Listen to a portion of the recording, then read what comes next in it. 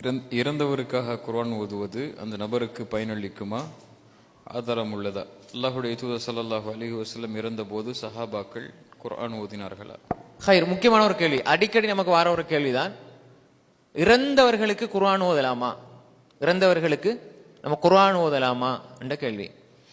இப்ப குர்ஆனை பொறுத்தவரையில அல்லாஹ் தஆலா குர்ஆனை சொல்லுகின்ற பொழுது நமக்கு நிறைய இடங்களை ஷஹர் ரமதான் அல்லது யுன்ஸில ஃபீஹில் குர்ஆன் ஹுதல் லின்னாஸ் வ பையினாத்தி மினல் ஹுதா வல் ஃபுர்கான் என்று தான் வருது.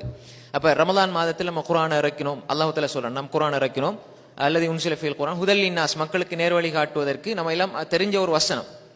அப்ப குர்ஆனை பொறுத்தவரையில அதை இறந்தவர்களுக்கு ஓதலாமான்னு சொன்னா, இறந்தவர்களுக்கு ஓதுவதன் மூலமாக நன்மை போகுமாண்டால் நிச்சயமாக போகாது. இறந்தவர்களுக்காக குர்ஆன் ஓதப்படுறதுக்காக இறக்கப்படவில்லை. இறந்தவர்களுக்காக நீங்க ஓதுங்க நன்மை கிடைக்கும் என்பதற்காக வேண்டி குர்ஆன் இறக்கப்படவில்லை. இப்ப இன்னும் ஒரு ஹதீஸை சொல்லுவாங்க என்னென்றால், இக்ரவு அலா மௌத்தாக்கும் யாசீன், மௌத்தானவர்களுக்கு நீங்க யாசீனை ஓதுங்கன்னு சொல்லி ஒரு ஹதீஸ் சொல்லுவாங்க. அந்த ஹதீஸ் பலவீனமான ஹதீஸ். அந்த ஹதீஸ் பலவீனமான ஹதீஸ். அது சம்பந்தமாக அந்த ஹதீஸினுடைய தரம் சம்பந்தமா விரிவாக நம்ம வேற வேற இதுல பேசியிருக்கோம். சுருக்கமா சொல்லதா இருந்தா அது ஹதீஸ் லைஃபானது. அடுத்தது யாசீன் அடிச்சு அடிச்சு கொடுப்பாங்க. இப்ப தமிழ்நாட்டுல இலங்கையில எல்லாம் பெரும்பாலும் இந்த யாசீன் அடிச்சு அடிச்சு அவங்களோட பேரை போட்டு கொடுப்பாங்க ஓதுங்கன்னு சொல்லி.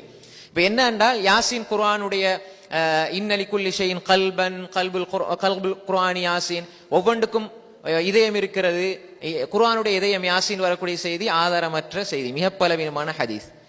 குறிப்பா சொல்லதா இருந்தால் யாசீன் சூரா சம்பந்தமா வரக்கூடிய ஒரு ஹதீஸுமே சஹீஹான ஹதீஸ் கிடையாது.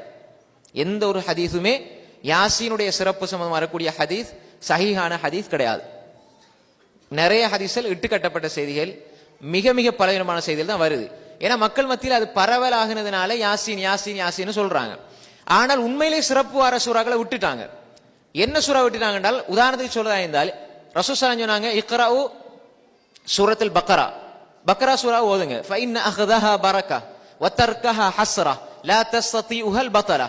சூரா பக்ரா ஓதினால் அது உங்களுக்கு பரக்கத்தை உண்டாக்கும். வீட்டுல ஓதுனா வீட்டுல பரக்கத், ஒரு கடையில நீங்க தெருவுல அந்த கடையில ஓதுனா கடையில பரக்கத், அப்படி பரக்கத்தை உண்டாக்கிட்டே இருக்கும். சூரா பக்ரா ஓதினால் வீட்டுல ஓதுனா பரக்கத். அதே மாதிரி அதை விட்டால் நஷ்டம், அதை விட்டா கை சேதம், அதை விட்டால் கை சேதம். அதை நீங்க ஓதிக்கொண்டே இருந்தால் சூரா பக்ராவை, வீணர்கள் உங்கள் மீது சக்தி பெற மாட்டார்கள். செய்வினையோ சூனியமோ எதுவுமே உங்களை தாக்காது என்பது முஸ்லிம்ல வார முஸ்லிம்ல வார சஹீஹான ஒரு ஹதீஸ். இப்ப ஏன் இந்த ஹதீஸை யாருமே பெருசா சொல்ற இல்லண்டா, இப்ப இது 2.5 ஜுஸ், சூரா பக்ரா 2.5 ஜுஸ், அலிஃப் லாம் மீம் சயகுல் தில்க ரசூல் எல்லாம் அரவாசி. இந்த 2.5 ஜுஸையும் ஓதுறது அதை அல்லாஹ் பாதுகாக்கணும். சில மௌலைமார்கள்டா வீட்டுக்கு போறது யாசீன் ஓதுறது 2-3 பக்கம் 2-3 தாள் முடிஞ்சது, அவங்களோட சப்ஜெக்ட் முடிஞ்சது, என்ன கிடைக்கணுமோ கிடைச்சிரும், 2 தாள் தான். ஆனா சூரா பக்ராவை சிறப்ப சொன்னா, சூரா பக்ரா வீட்டுல ஓதுங்க பரக்கத்து உண்டாகுண்டா, வீட்டுல கூப்பிட்டு சூரா பக்ரா ஓத வைப்பாங்க. 2.5 ஜுஸ் ஓதணும், எப்படி ஒரு 2-3 மணித்தியாலும் போகும். அதனால இதை விட்டு போட்டு அதை லேச எடுத்துட்டாங்க. ஆனா அதுக்கு எந்த ஆதாரமும் கிடையாது. நம்ம அப்படித்தானே ஷார்ட்கட்ல தானே சொர்க்கம் போக பாக்குறது. நம்ம எல்லாமே ஷார்ட்கட்ல தான் சொர்க்கம் போவோம். ஓதுங்க 2.5 ஜுஸ். ஏன் ஓதையில சூரத்துல் பக்ரா ஓதுங்க. ஒரு நாளைக்கு 2 பக்கம் ஓதையிலுமா 3 பக்கம் ஓதையிலுமா அரை ஜுஸ் ஓதையிலுமா ஓதுங்க. ஒரு நாளையில ஓதி முடிக்கணும் அவசியம் கிடையாது. இப்ப நான் விஷயத்துக்கு வரேன். அப்ப எனவே குர்ஆன் ஓத ஓத ஓத நன்மை போகும். உதாரணமா ஒரு ஆள் மௌத்தா போயிட்டார், ஒரு ஊர்ல ஒரு ஹாஜியார் மௌத்தா போயிட்டார் என்றால், அந்த ஊர்ல இருக்கிற பணக்கார ஹாஜியார் மௌத்தா போனா மதரசா இல்ல ஒரு 4-5 மதரசாவை கூப்பிட்டு அப்படியே குர்ஆன் 30 குர்ஆன் 40 100 குர்ஆன் எங்களை வாப்பாக்கு ஓத வச்சுட்டேன்னு சொல்லி மகன் சொல்லுவாரு. அப்படின்னு சொன்னா நல்ல காசு உள்ளவன் செய்யற பாவத்தை எல்லாம் செஞ்சுட்டு காசை மட்டும் வச்சுட்டு போனா அவர் கபருக்குள்ள போயிருவாரு. இவர் உலகத்துல இருக்கிற எல்லா ஹாபிஸ்மாரும் காசை கொடுத்து குர்ஆன் ஓதி பெக் பண்ணி அனுப்புனா சொர்க்கத்துக்கு கொண்டு போயிரும் அப்படின்னு நினைச்சிட்டாங்க. அப்படின்னா பணக்காரன் தான் சொர்க்கத்துக்கு முதலாக போவான். அல்லாஹ் சொல்றான், வலைஸ லில் இன்சானி இல்லா மா ஸா, ஒவ்வொருவரும் தான் முயற்சி செய்ததை தவிர வேற ஒன்றும் அவனுக்கு பலன் அளிக்காது. அல்லாஹ் தஸிரு வாஸிரத்துன் விஸ்ர உக்ரா, ஒரு ஆன்மாவினுடைய சுமையை இன்னொரு ஆன்மா சுமக்காது. அப்ப நம்ம என்ன செய்யறோம் வேண்டா, ரைட் வாப்பாக்கு பேர்ல காசை கொடுத்து குர்ஆனை ஓத வைக்கிறது.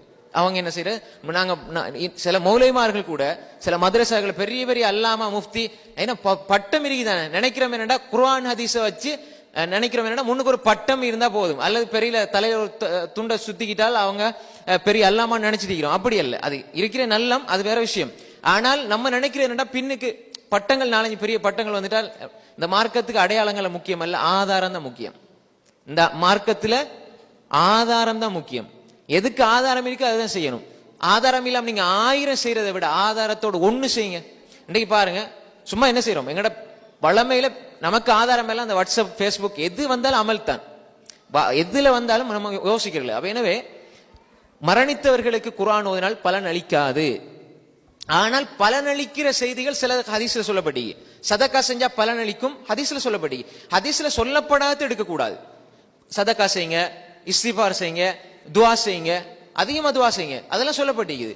ஆனா குர்ஆன் ஓதி ஓதி அனுப்புறது என்பது அது ஹதீஸ்ல சொல்லப்படவில்லை. அப்படி இருந்திருந்தால் அதை ரசூல் ஸல்லல்லாஹு அலைஹி வஸல்லம் தன் அன்பு மனைவி கதீஜா ரலியல்லாஹு அன்ஹா செஞ்சிருப்பாங்க. அதே மாதிரி சஹாபாக்கள் செஞ்சிருப்பாங்க. எந்த ஒரு ஆதாரபூர்வமான செய்தியும் கிடையாது. ரசூலுல்லாஹ் மரணிச்சவர்களுக்காக குர்ஆன் ஓதுனாங்கன்ற செய்தி கிடையாது. அதே மாதிரி சஹாபாக்கள் ஓதினதாக எந்த செய்தியும் கிடையாது. அது நலவாக இருந்திருந்தால் எங்களை விட நன்மைகளில் முந்திய சஹாபாக்கள் அதில் முந்தி இருப்பார்கள். எனவே அது ஆதாரமற்ற செய்தி. அப்படி வரக்கூடிய யாசின் சம்பந்தமா ஏனைய சூறாக்கள் ஓதுற சம்பந்தம் வரக்கூடிய செய்தி ஆதாரமற்ற செய்தி. அதே மாதிரி குர்ஆனை நம்ம ஓதி ஓதி அனுப்புவதனால நமக்கு எந்த ஒரு பலனும் கிடைக்க போவதில்லை. நாங்க இருக்கிற காலங்கள் அமல் செஞ்சுட்டு போகணுமே தவிர, நாங்க மௌத்தான என் மகன் பாத்துக்குவாரு, நல்ல பணத்தை விட்டுட்டு போறேன், அவரு நம்மட பேங்க்கு அக்கௌண்ட்டுக்கு சல்லி அனுப்புற மாதிரி, காசு அனுப்புற மாதிரி குர்ஆன் ஓதி அனுப்பிட்டு பாரு அந்த நப்பாசையோடு மரணித்து விட வேண்டாம். அல்லாஹு தஆலா அப்படி இந்த மார்க்கத்தை ஆக்கவில்லை. அப்படி ஓதுவதனால் எந்த பலனுமே கிடையாது.